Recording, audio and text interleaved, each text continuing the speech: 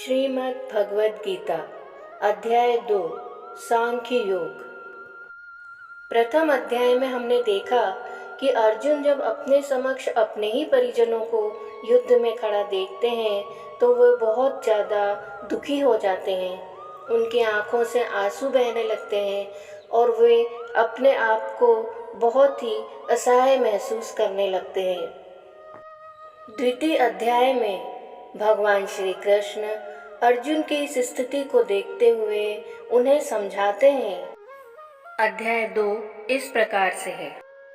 संजय धृतराष्ट्र जी को बताते हुए ये कहते हैं कि तब करुणाग्रस्त और आंसुओं से पूर्ण व्याकुल दृष्टि वाले शोक युक्त अर्जुन से भगवान मधुसूदन ने यह वचन कहा।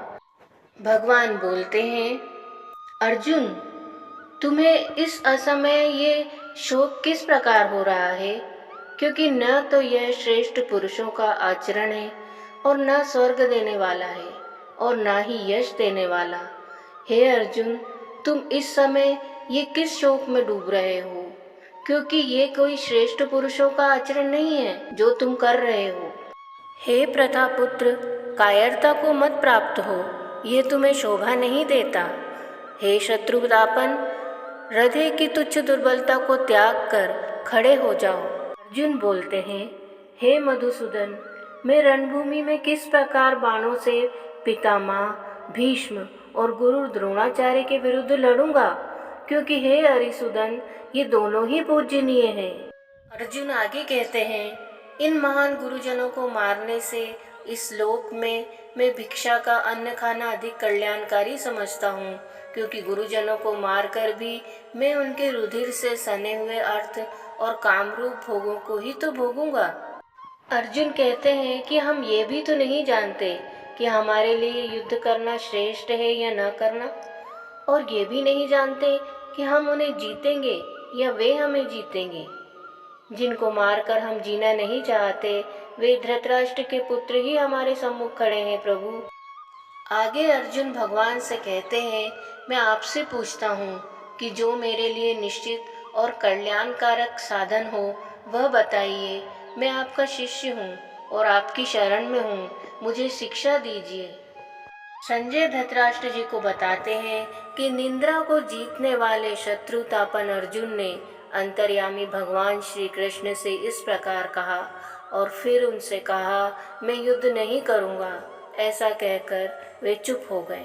तब भगवान श्री कृष्ण दोनों सेनाओं के बीच में शोक करते हुए इस अर्जुन से हंसते हुए बोलते हैं, हे अर्जुन, तुम शोक न करने योग्य मनुष्यों के लिए शोक करते हो और पंडितों जैसी बात भी करते हो, परंतु बुद्धिमान लोग जिनके प्राण चले गए हैं उनके लिए और जिनके प्राण नहीं गए हैं उनके लिए शोक नहीं करते।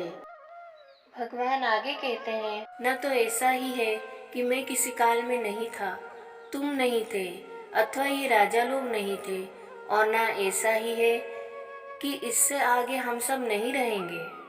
भगवान अर्जुन से कहते हैं, जैसे इस शरीर में जीवात्मा को कुमार, युवा और वृद्धावस्था प्राप्त होती है, ठीक वैसे ही अन्य शरीर की प्राप्ति भी होती है। इस विषय में धीर पुरुष शोक नहीं करते। सर्दी गर्मी और सुख दुख को देने वाली इंद्रिय और विषयों के संयोग तो उत्पत्ति विनाशशील और अनित्य है। इसलिए हे भारत, तुम उनको सहन करो, क्योंकि हे पुरुष श्रेष्ठ, दुख सुख को समान समझने वाले जिस धीर पुरुष को इंद्रिय और विषयों के संयोग व्याकुल नहीं करते हैं वह मोक्ष के योग्य हो जाते हैं। अर्थात जो दुख सुख को एक समान समझता है वह धीर पुरुष ही मोक्ष को प्राप्त होता है। नाश रहित तो तुम उसको जानो जिससे ये संपूर्ण जगत व्याप्त है। इस अविनाशी का विनाश करने में कोई भी समर्थ नहीं है। प्रभु अर्जुन से कहते हैं कि इस नाश रहित जीवात्मा के ये सब शरीर नाशवान कहे गए हैं, इसलिए हे भरतवंशी अर्जुन, तुम युद्ध करो। भगवान ये कहना चाहते हैं कि यह आत्मा नाश रहित है, इसे कोई नहीं मार सकता, केवल शरीर मरता है। इसीलिए हे अर्जुन, तुम युद्ध करो।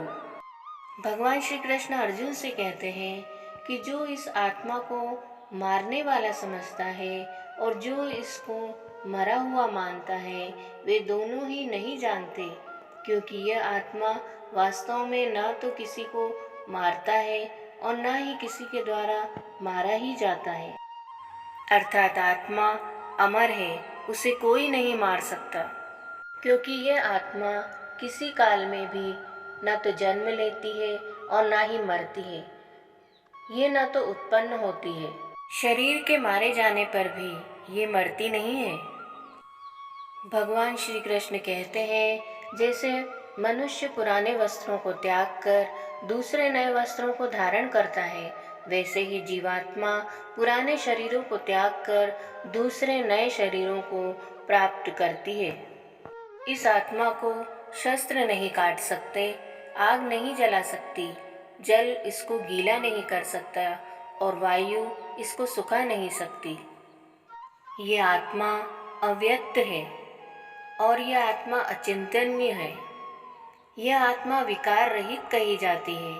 इसलिए हे अर्जुन, इस आत्मा को इस प्रकार से जानकर तुम्हारा इस प्रकार शोक करना उचित नहीं है। हे अर्जुन, सबके शरीर में स्थित यह आत्मा सदा ही अवध्य है, अर्थात जिसका कोई वध नहीं कर सकता। इसलिए तुम्हें किसी भी प्राणी के लिए शोक नहीं करना चाहिए। अध्याय 2 का अगला भाग आने वाली वीडियो में देखिए।